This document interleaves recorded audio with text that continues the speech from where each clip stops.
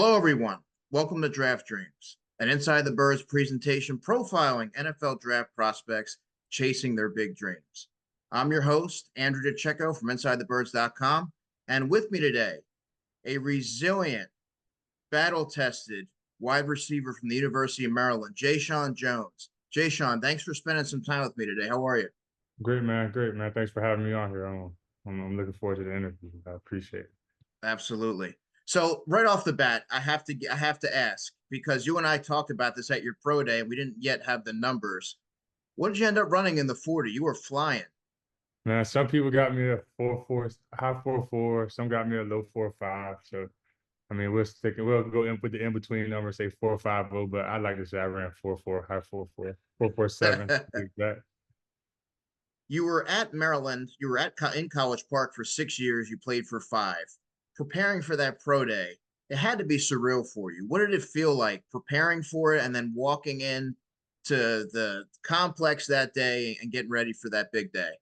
Man, there was a lot of emotions, I should say. Like, yeah, I was very anxious, nervous, and kind of just happy and like blessed to be in that position. Just getting prepared. I remember just every day, I just knew what I was working towards, and I honestly fell in love with the process again of going through draft prep, just waking up every day and knowing what my purpose is and what I'm trying to accomplish day in and day out. Having 2, 3 workouts a day and fitting recovery in there and fitting like alone time and getting me time. Within all that was tough, but just finding that groove and learning that process was honestly amazing, and I enjoyed every bit of it. What did you train for it? I trained in Boca Raton with Game Face Training. They're based out of Minnesota originally, but they do their combine prep down south. Very cool. And were there any other prospects working out at the same facility? Yeah, there's about 20 other prospects. I mean, I didn't get to be with any guys from Maryland, but thankfully there a lot of like about 3, 4 of the guys were in Fort Lauderdale, which is about 20, 30 minutes away. So we were kind of close, and like as we would go through the process, we kind of connect and go to the beach, maybe go to the mall, go get something to eat. Just kind of hang out, just kind of decompress because we're all going through like those weeks get long after a while, and just having some familiarity with people and being around people you're comfortable with is definitely good at going through that process. I'm sure there's a lot of folks out there that would like to know how the pre-draft training goes for an event like that. How did you break it up? How did you, speed, conditioning? Like, how did you go about breaking it up? I'd say my big emphasis was speed, but definitely there was strength and conditioning and all that within it, as long as football worked. But probably about 2 days a week, you get your football stuff in, and about 3 of those days you'd implement some speed and some change of direction. And like I said, every day you're on the field, like you're doing some type of speed, change of direction or football, and then in the afternoon you would lift and have your weight room stuff during that. So just kind of that's really how it was broken up, and I enjoyed it, man. It's like I've always wanted to just kind of focus on football. I'm taking one class right now, and I graduate in May. But one class is a lot better than 3 or 4, especially in the master's program. So it's definitely been it was definitely enjoyable, man. And I love how it was set up. I love my training, and I appreciate my trainers for getting me to where they got me during this process. There's a lasting moment that stuck with me leaving pro day. You're running routes. Talia's in his zone. They have the reggae music pumping through the facility. And you guys seem like you were just in the backyard. You were on the same page. Everything seemed so natural. And then afterwards, you guys embraced with a hug. And it really, to me, underscored the respect between you both, having been through so many different battles over the years. What was your relationship like with Talia? Can you describe that chemistry? Man, that's like my brother. I mean, I don't know how else to explain. He's a big family guy, and that's within his culture. And I learned a lot about him when he came here. I mean, we weren't as close at first, but I just always admired his work ethic and his leadership. Like I kind of feel like he's a guy that you kind of, in his role, he has to be a leader, but I think he exceeds what you expect in a quarterback as a leader.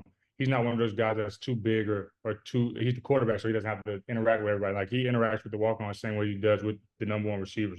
So like it's just having a guy like that in your locker room and a brother like that to call on is amazing. And our relationship grew over time. We spent 4 years together, so it was pretty good to to kind of learn and grow. And I feel like I learned so much about him and his culture and his family, and he learned so much about mine. And I feel like he just slowly but surely turned into a brother to me. And we connected pretty often throughout this process. I mean, he was training in California and I was down in Florida, so we probably talk probably once, twice a week at least. Get on the phone, just chop it up, just see how we're doing, and talk through the process, because you need somebody to kind of talk to throughout this process. And if you haven't been through it or you're not going through it, then it's kind of hard because you don't really understand what someone's talking about when they're going through that process. So being that we're able to lean on each other and just kind of knew how much pro day meant for us. And that was our last day really at Maryland, like performing as Terps. I mean, we're Terps for life, but that was our last day as like playing football and putting on the Terps gear and getting out there together. So it was a big moment for us. And we've been like you said, we've been through a lot. He's been through a lot. I have as well.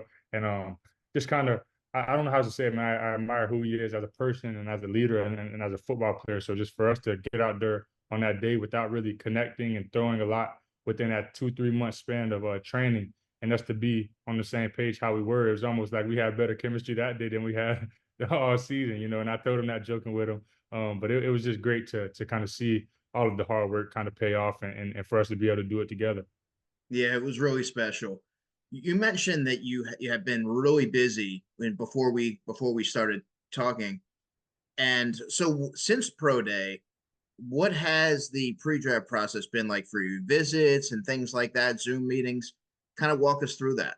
Yes, sir. It's been a lot of different, and I'm actually like not going through this process. Not well, had not haven't been not going through this process. It's been kind of hard, not hard, but it's been a lot more than I thought. I didn't realize how much really went into this process, in which I understand like this is a huge business and they're putting a lot of money into people, and so it's a big investment for them as well. So just to see how this process goes has been amazing, man. Like I said, I've enjoyed every bit of it, man. Just like you say, in between meetings, workouts, Zooms, going on visits, trying to spend time with my family, trying to pack my apartment up. Like I got to move out at some point too. So just trying to figure out all that and then squeeze working out and staying in shape into all of that has been kind of a tough adjustment. But I mean, this is a blessing, man. I couldn't ask for anything else, and I wouldn't want to be anywhere else, man. Have there been any particular teams that have shown you the most love? There's been a couple. I visited Miami. I visited the Vikings. I worked out for the Commanders and the Ravens. I probably have a visit set up for next week, but I don't want to speak too Right. soon. So Got you. but they definitely hit my agent up, and there's been a couple teams like the Patriots, the 49ers, you know, the Browns, the Texans, kind of, it's been a couple teams that have been in and out, and kind of hitting up my agent more so, and trying to work things out to where we can get set up and get connected. But there's been quite a few, and a lot more than I kind of expected. But I mean, like I said, I wouldn't want to be anywhere else, and I'm very appreciative of this process. That's great to hear, man.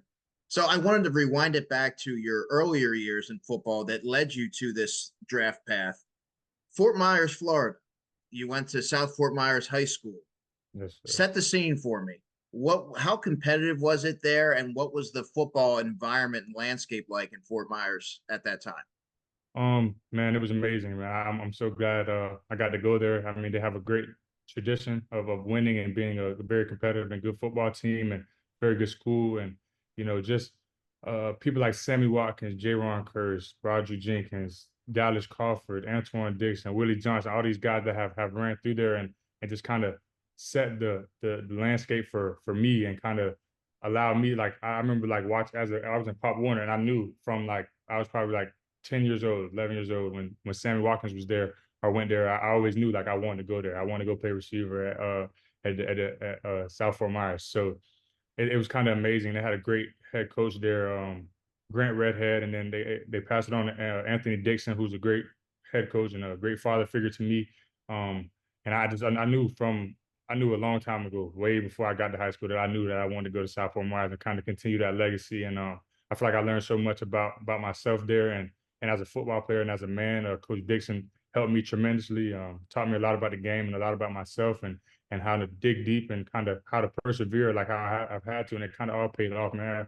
Like God does everything for a reason, everything happens for a reason. So just being that, I didn't understand it at the time, and Coach Dixon, I can say definitely, my head coach at South, he definitely set me up for the future. He kind of knew what it takes, and he had Coach Sammy Watkins and Roger Jenkins and Dallas Crawford and all those guys, J-Ron Curse, who all went D1 Power 5, and he kind of knew what comes with it. So I think he helped me out and got me prepared along ahead before I ever knew or ever thought I would be where I am today. And you played baseball, basketball, and football. Is that correct? Yes, sir. What position did you play in baseball?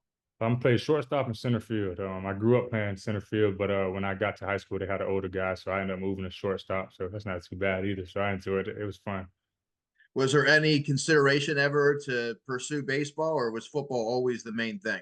Definitely, there was consideration of pursuing baseball for a little while there, but my love was with football. I've loved football since the day I started playing, and I've been playing since I was 4 or 5 years old, and started with flag ball and been playing ever since. So it's been my love. So I kind of knew like I love baseball as well. And some days I wish because I honestly tried out at Maryland, like I was gonna walk onto the baseball team here, um, but I ended up getting injured, so I ended up telling myself I need to be where my feet are and focus on what I came here to do. So I ended up playing, but I definitely wanted to, but my love was with football, so I couldn't give it up. There were a number of schools that were courting you coming out of high school. What drew you to Maryland? Man, honestly, just the coaching staff at the time, they recruited me. You know how when you go through the recruitment process, they always tell you what you want to hear, and you'll come here and start, you'll be the number one guy, and whatever. And Maryland never gave me that. They always just told me kind of if you come in here and work and you do what you're supposed to do, you'll have a great opportunity to get on the field. And they already knew I planned on enrolling early. So they said that would give me a jump, especially on the guys in my class. Cause I had some really guys coming in with me, really good guys coming in with me. Like Brian Cobb, Dante Demas, Daryl Jones. They were all really good, and we had a solid class. And they had a couple good receivers in there before us. So I knew I had to come in and compete, and that's really what they said. You come in and compete, put your head down and work, and you play special teams, like you'll have opportunity. And Chris Beatty was a great receiver coach and a great person, so I felt like he would kind of get me to where I needed to go. And this area for life after football, if things didn't work out, I feel like this is a great place to be and getting a degree from Maryland. This would be not a bad spot to be in, you know. So that's kind of what drew me there, and those were the key factors. And I feel like everything, like I said, everything happened for a reason, and everything fell into place, and it worked out. Now, transitioning to the collegiate level is not always an easy feat for a 17, 18-year-old coming out. So when you went to College Park, for you personally, Jeshaun, what was the biggest hurdle that you encountered? I definitely say time management, and the game is a lot faster. Whether you're with the threes or the ones, the fours, like the game is faster regardless. So you're not just the best guy out there. There are a lot of other people who are really good too. They were the best, but they were at as well. So just kind of getting adjusted to that. And I'd say time management was the biggest out of everything I just named. Just figuring out how to navigate through 6 classes and workouts, practice, and trying to get some alone time and not go insane, just killing yourself with football all day in school. And you can get caught up in that. And I've seen a lot of guys get caught up in that, and you just have to kind of find a way to navigate through it all. But I kind of lean on the older guys. They played a big role in recruiting me here. I visited here a couple of times, and I always felt like family. I felt like they were my big brothers, even when I got here, and I wasn't as close to them, didn't know them as well, but I always had guys that I could lean on in my corner, and they always helped me out and kind of just helped me navigate throughout this process. Watching your game over the years, one thing that always really stood out to me, Jeshaun, is your ability to always find the soft spot in zone. You're really proficient operating on those short to intermediate levels of the field. How did you develop that sense? Man, I mean, I don't know. It's just I've just always I feel like I've always had a good feel for the game, man. Growing up, I played quarterback, played receiver, played a little bit of defense. So I feel like I've always had a good feel for the game. Not like I don't want to say like knowledge. I feel like I know the game well, but I feel like I just have a good feel out there, and I kind of can feel where people are and feel where I need to be and know kind of where what the quarterbacks think, because I've been back there and like with a guy like Leah who can make something out of nothing. Like I know kind of where he needs me to be and where he wants me to be, and just kind of like all I can get back to is having a great feel for the game, man. I don't know what helped me with that, and I just kind of felt like I've had that awareness for a while, and just been able to feel where people are and where, like I said, where I need to be. Would that be the same for setting up your routes? That's another area that when I watched your games, I'm like, you're very savvy in the way that you go about your route running and finding ways to get open. Is that kind of just having an understanding of the game too? Yeah, I appreciate that. Yeah, definitely. I definitely say just kind of knowing what they're trying to do and what they want to do. You know, if he lines up here, I know he has help here. If he's trying to avoid me from going here, so I kind of know and feel how to set things up and just kind of, yeah, like you said, feel for the game, kind of knowledge of it, knowing what's going on, and we're trying to know what's going on, and you know, and you also have to be able to play without thinking as much, because you know you got to play fast and think slow. You know, you don't want to be thinking and then everything slows down. Now you're playing slow. So just kind of, like I said, I feel for the game and kind of knowing what people want to be and what they want you to do and not, and just kind of working against that and leverage and all types of things like that. Now, I don't want to revisit the dark period of your career, but I think it's worth mentioning for folks who may not know your story. You tear your ACL not one time, but two times during your career, Jeshaun, which a lot of people don't come back from. What was the rehab process like, and how did you sort of had to drag yourself out of that mental state where it's easy to be like, you check out? It was definitely tough. I'm not gonna act like it was easy, but my first one, that was probably a tougher one, just because I never had any major injuries and never really had to go through anything like that. And especially being away from home and being away from my mom, who was my number one. She was always there for me, and she was there for me throughout that process. But it was hard for her because she has to work and she has things to handle at home and stuff. So just me being way up here, it was kind of tough. Not gonna lie. She came and spent quite a few weeks with me after my first injury, and kind of helped me just navigate through the process. And she was always in my corner, man. I always leaned on her. I called her probably 4 or 5 times a week, like, Mom, I don't know what I'm gonna do. Like, I don't know how will I get back to myself? Will I be able to run routes the same? Will I be able to run the same? Like, just you have all those questions, just not knowing. And I feel like that first process taught me so much about myself, and I'm honestly thankful for it. Man. Of course, I wish I didn't get injured, but like being that I did, and there's nothing I can do about it. I can't control that. Like, I feel like I made the most of it, man. I learned a lot about myself. I learned a lot about how much I really love the game, like how much it hurt me to be away and not be able to really help the team. And so I just feel like that process taught me so much, and it's a lot more mental than physical, and that's what a lot of people don't know if you haven't been through it. Like, it's a lot more mental. Like, once you're out of that, off that table, like you're back together, you're good. You just got to gain your strength back. You got to work, and every day is not a good day, and some days you'll feel great and the next day you'll feel terrible. So just kind of having to work through that and understand that process was a lot, but it definitely helped me out. And then the second time, it was, I'm not gonna say it was easy, but it was a lot easier than the first process, just because I kind of knew what to expect and kind of knew how to navigate through the process, and still have people like the older guys and my mom in my corner and my teammates and my brothers, like they were always there for me. So they helped me out tremendously. And I thank Coach Locks, because he kind of forced me to be around, because I feel like the first time I kind of separated myself, just not knowing, like, just not knowing what was going on. And the second time around, he helped me stay around the team and made me come sit in the quarterback meetings, made me sit in the receiver meetings, made me get a script at practice and sit there and look back from a coach's eye and kind of see what's going on and help the younger guys and be able to understand the offense and the scheme, and as far as like what we're doing and why. And I feel like it helped my game so much doing that.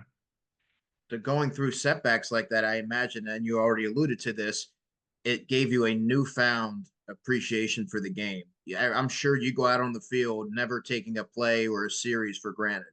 Yeah, never, man. Once I realized how fast it can be taken from you, and for it to happen twice, like, you just know, like, this could be every play could be your last. So you kind of got to play it that way. And I feel like that's what a lot of teams will say. They see that in my film, they see that in my game, and I kind of use that as my chip on my shoulder, because you don't. And a lot of people who haven't been through that don't know. So just kind of being able to lean on that and control what I can control out there. A lot of things is not in your control. So you just kind of have to go out there and do your best, do your job, and let the chips fall where they may. So I feel like that's a big chip I have on my shoulder going into this process, being that I've been through that and felt that. Like, I understand that a lot of things I can't control. I can't control that I've been injured twice, but I can control when I get to somebody's camp, I get on somebody's team, and I get out there on the field. I control what goes on there and what effort I put forth. Where do you feel you've made the biggest strides in your game, Jeshaun, over your time in Maryland? I'd say overall knowledge for the game, just understanding. I feel like as a young guy, I was just playing, and for a while there, I feel like it slowed down because now I'm thinking too much. I feel like as a freshman, I came and I don't know anything. I'm just playing. I'm new. It's like, when you put a baby around a snake or something, and they don't understand that's dangerous. Like, they just sit there and maybe play with it or whatever, and they don't know.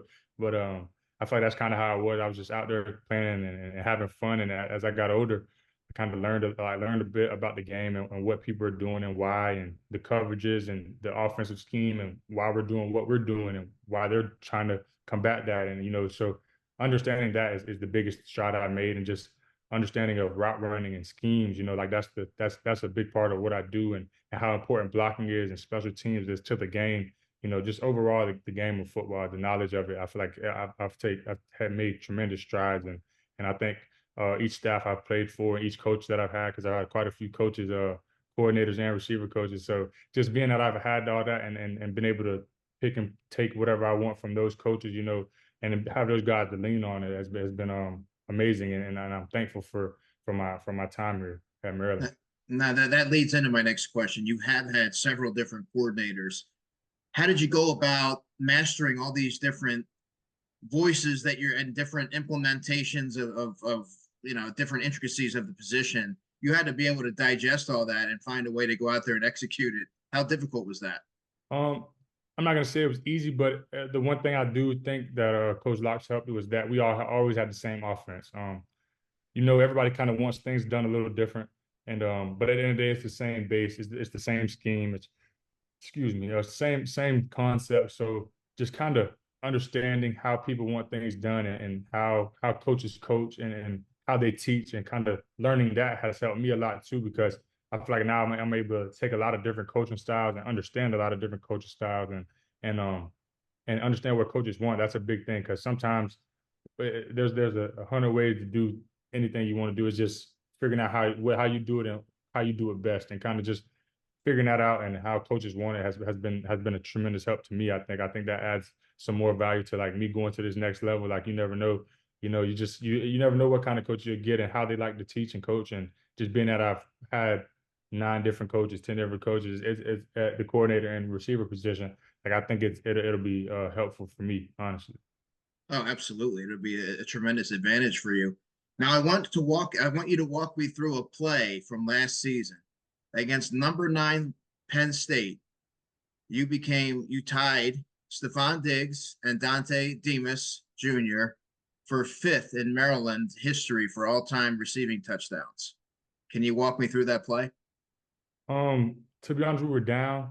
And another point, I didn't even know that was a touchdown. I didn't know that wasn't a plan. So we were down, and just kind of trying to claw back and fight back, because that's what kind of team we are, and that's how Coach Locke coaches us, man. The standard is the standard. Like we don't look at the scoreboard. We play to the whistle blows, play to triple zeros on the clock. So just kind of keeping that mindset. Like I said, I didn't know that I was that play, and didn't know that's what that touchdown led to. But I'm thankful for it, man, and I'm glad they called that play for. Maybe they did, and they did it on purpose, but I definitely didn't know. So we were just kind of out there playing, just trying to claw back and fight back. We were kind of disappointed in how we performed for most of the game, so we were just trying to get back, man, honestly. And so I'm thankful for that play. I didn't know. Like I said, you just taught me that, honestly. I mean, yeah, I didn't know that I was going into it. Definitely didn't know that's where I was in the record books. But those are great names to be a part of, man. Stephon Diggs, Dante Demas. Like I said, I came in with Demas. It's just great to be up there and in the talks with those guys. That's great company to be with. Have you given any thought, Jeshaun, about the lasting legacy that you left in College Park? Um, yes and no. Like I'm just grateful for my experience here, man. I wouldn't trade it for anything in the world, man. I'm definitely appreciative of everything and everybody that I've encountered here. They've always left a mark on me, and College Park will always hold a special place in my heart. You mentioned mom earlier, so I want to go back and revisit that. My mom's very special to me as well, my biggest supporter. Is your mother your why? Because you sort of lit up when you were describing how much she meant to you.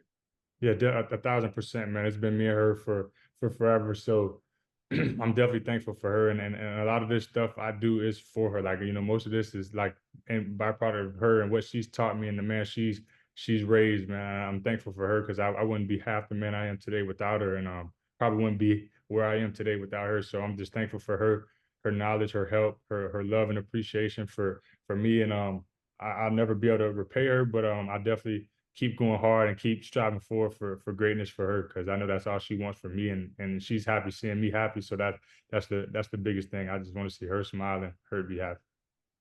What do you like doing when you're not playing football? Man, honestly, I enjoy fishing. I enjoy playing video games, and a lot of the time with every like these last couple years, especially the last 2 years, I kind of like took a deep dive into football, and I would be at the facility. I'd be getting extra reps, throwing an hour or two after practice, and then going to watch film. And then by the time I get home, I'm just drained. So I honestly like just having my own and alone time and just coming home, sit on the couch with my roommate. He's from Fort Myers, Florida as well. We played Pop Warner together and play high school together for a few years. So like it was cool that we both got to come here, and now we're roommates for the last couple of years. So just being able to like enjoy time, man. And as I got older, I kind of realized like you don't get these times back, you don't get these days back, man. And it definitely hit me when I went to go train because it's like I'm used to being able to walk across the hallway and see my roommate, and I got somebody to mess with and go play the game with, whatever, go get something to eat with. And when I'm down there training in Boca, it was like I'm kind of by myself. Like I'm in a hotel, like I don't have like nobody's 5 minutes away from me to hit up and go hang out with, go get on Madden, play games with, play Call of Duty with. Just kind of enjoying those things. And I feel like these last couple of years, I've helped myself and my mental health as well as like just being able to stay focused as far as have an outlet, having been able to lean on my teammates and be with my guys and maybe go hit a lake or two. And my roommate enjoys fishing too, so we had us a couple of spots that we would go hit every once in a while and play video games. So those are the three main things that I really leaned on outside of football. I asked Coach Loxley about you at Pro Day, and he had this proud smile on his face. And he said, you have the opportunity to bounce back from 2 knee injuries. You're leaving Maryland with 3 degrees, and you get a chance to pursue your dream. And he just thought that was incredible. You majored in letters and sciences. What are the degrees that you left Maryland with? My undergrad is in criminal justice. My first master's in technology entrepreneurship, and then I'll graduate in May with a master's in public leadership, safety, and administration. That's awesome. That's Yeah, that's thank really cool. Now, when I last spoke to you, you said that draft weekend you were thinking of maybe going to Dave and Buster's with your mom. you. Is that still the plan? Is that still on your radar? I guess not, because she heard that and said she won't be at Dave and Buster's. She said she'll be right at home on the couch watching the draft. So if yeah, so I'm assuming that I'll be there with her. So I mean, maybe I might have to go. I might go to Dave, but just get my mind away because I know that can be a stressful process. I've talked to a couple guys who've been through it, and especially late round guys, but you kind of not knowing what happens and how the draft will work out. You just don't know, and I can know I understand that could be very stressful and anxious and nervous and have you thinking a million different things. So I don't know. I may do something to go get my mind off of it, but if not, I'll definitely be at home watching it with my mom because I wouldn't want to be anywhere else, honestly.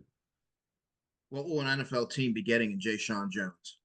Man, a smart, tough, and reliable football player, a great man, great person.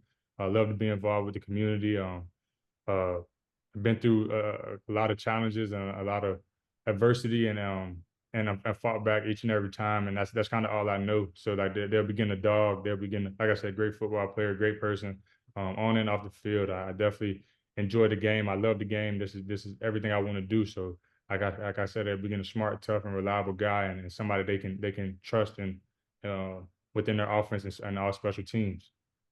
Have you given any thought to what it's going to feel like when you get that phone call and you figure out where your career is going to take you?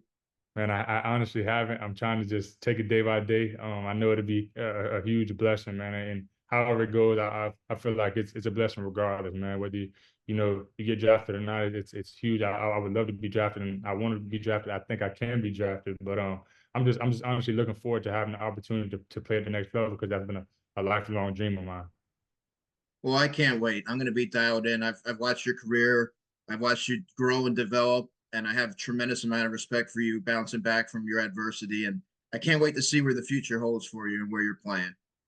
That's going to do it for this episode of Draft Dreams. For Jeshaun Jones, I'm Andrew DiCecco. Thanks for tuning in.